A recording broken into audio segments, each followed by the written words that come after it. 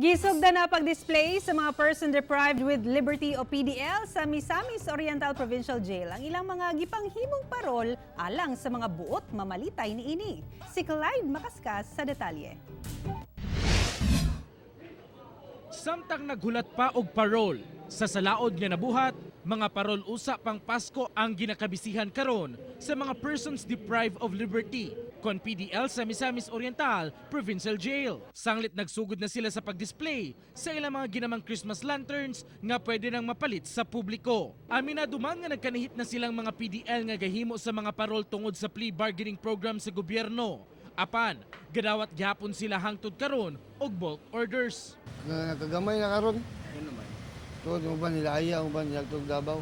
Dili lang basta pampalipas oras alang kanila mga PDL ang matagparol nga mahimo kaysa mataghalin niini mismong sila ang modawat. Gani sa pagbutyag ni alias June sa milabang tuig lang 15,000 pesos ang iyang natigom. Ni piso wala mangayo ang MOPG management sa ila gid ni ang halin para sa ilahang respective families. Managlahing disenyo ang ilang ginahimong parol.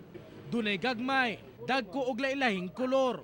Ang presyo gikan 85 pesos hangtod 3,000 pesos. Depende sa kadak-on ug disenyo. Dugay ng programa sa MOPJ ang pagtugot sa mga PDL nga maghimo og mamaligya og parol matag panahon sa Pasko. Niya ng mga panahon na sab, mas sugot ang pagpatuman sa seguridad sa MOPJ. Ang mga gamit panghimo sa parol sama sa cutter, rugby ug kawayan, regulated sa mga jail official.